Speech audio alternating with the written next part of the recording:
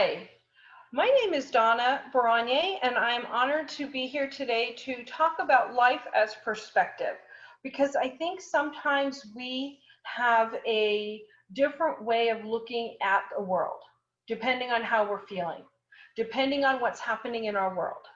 And I truly believe there's an opportunity for us to take a look at what it is that we're wanting to experience. I know with what's going on in our world right now, many of us feel overwhelmed. Many of us feel like we don't have control.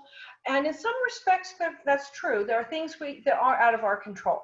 However, there are some things that are within our control, and those are the things I want to speak to today because I truly feel that in the experience of whatever it is we're experiencing right now in our world, because for all of us it's going to be different, the one thing that we always have is how we view things, how we look at them.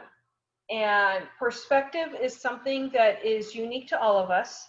And I don't know about you, but for me, my perspective can change depending on how I'm feeling, what I might have just read, if I've been doing my spiritual practice, uh, how I've been interacting with others within the world. There's a variety of ways that can play with my perspective.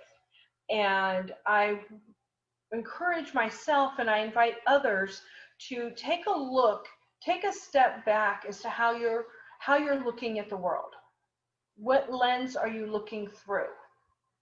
Are you looking through a lens of sadness, of that nothing is going right in the world, that um, I'm out of control and not understanding how I can manage everything? Or am I looking at through the lens of there's a higher idea unfolding right now, and I have the opportunity to be open to whatever that higher idea is? And that's something that I think is difficult sometimes to stay in that space. And I also think that for sometimes it's an opportunity to look a little deeper within myself, look a little deeper into who it is that I am, first of all, at the same time asking myself, how do I want to show up in the world? For those of you who are familiar with Wayne Dyer, he's one of my favorite writers, and he used to use an analogy of an orange. And he would ask the audience when he was speaking that this question: if I squeeze an orange, what's coming out? And everybody said orange juice. And he said, are you sure it's not grapefruit juice or tomato juice? I was like, no, it's an orange. It's going to get orange juice. That's true. What happens? Then he would ask us, what happens if you or I get squeezed? What comes out? And I think that's the hardest part for me, is because sometimes when I get squeezed or life isn't going the way I'd like it to, frustration comes out sometimes, or sadness, or even anger. And then I feel bad and wish that love or compassion or patience had come out. But that isn't what came. If I'm being truly honest with myself, that's not what came out. So the question I have is, moving through that analogy, is how do I accept where I'm at right now with whatever comes out, depending on the situation. And if I'm not happy with it, do the inner work, the spiritual work, to maybe make those shifts. Doesn't mean I'm not ever going to get angry or frustrated or upset again, but maybe I'll remember to take a breath before I respond, and maybe I can respond in a more compassionate manner.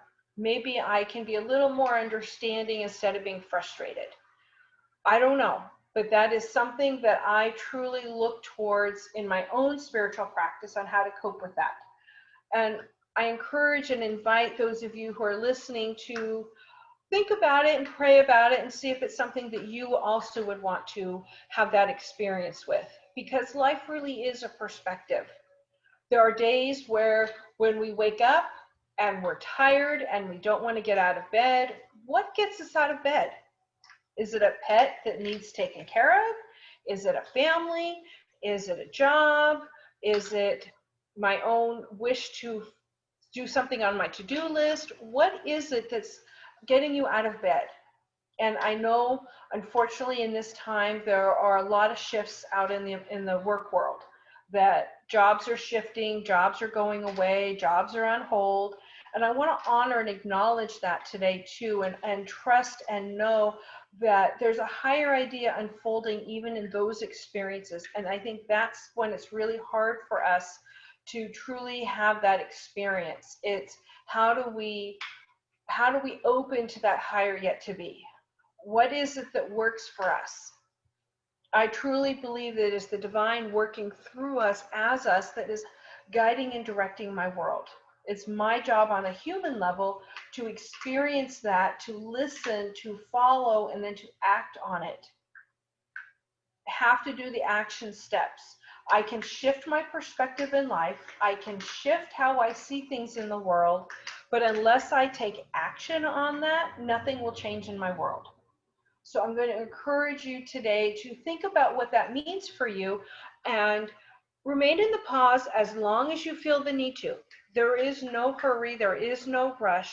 Sometimes the pause is a couple of minutes before I respond to something. And sometimes it's a couple weeks or a couple months till I really truly hear that guidance and that wisdom from within to guide me on whatever is next in my experience or whatever I was praying about.